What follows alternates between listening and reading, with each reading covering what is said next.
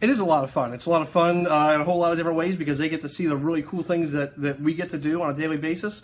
I got to tell them today, I've been here for 15 years.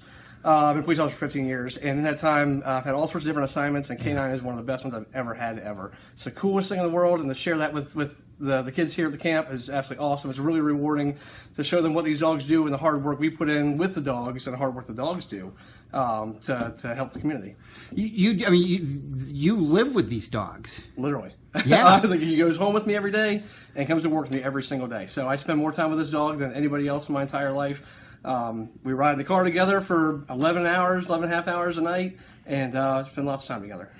How much, I guess, you're continually training these dogs? Always. We're always training. We always train when we're on duty. We have joint training with other departments every 2 weeks. We're always training, always learning new things, always working on the next progression with these dogs, too.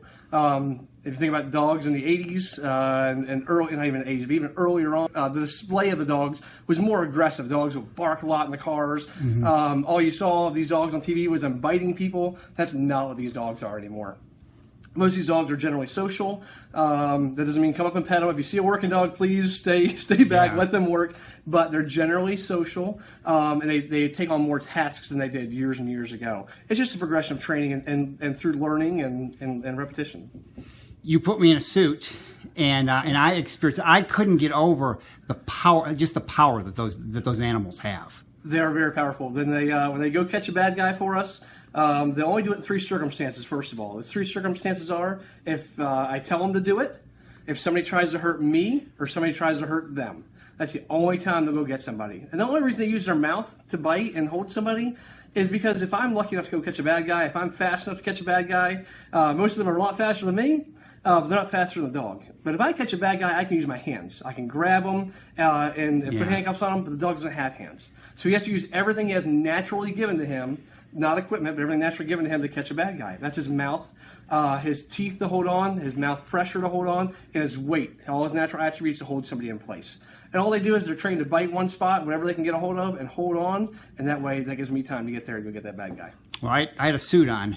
You did have a suit on. And to not have a suit on, I can't imagine what a criminal has to deal with. It's it wouldn't be fun, no doubt. And I've been bitten plenty of times without equipment on.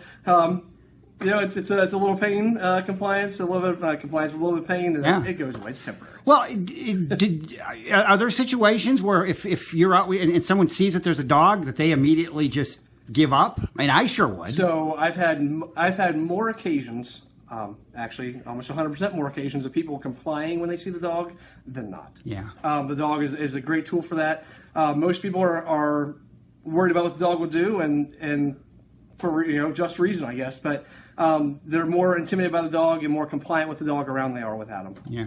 The kids' questions are great. Oh yeah. They were a little slow at first, but once they saw the dogs in action, actually saw the dogs out there, they were much more excited and much more eager to ask questions. Well, in a situation like this too, I mean, they're learning about this sometimes seeing this up close for the first time. They're never going to forget this, or you guys. Yeah, I mean, these kids have dogs at home, so they're used to friendly, pettable, Yeah. non-working dogs, and they're able to see, they have the stigma that our dogs are not friendly. You can't pet them and all this other case, and they're able to see now that they are friendly and you can interact with them when the time is or when time comes. But yeah, it's great to see them out here, see working dogs for the first time. So when they do see them on the street, they're not as cautious or apprehension.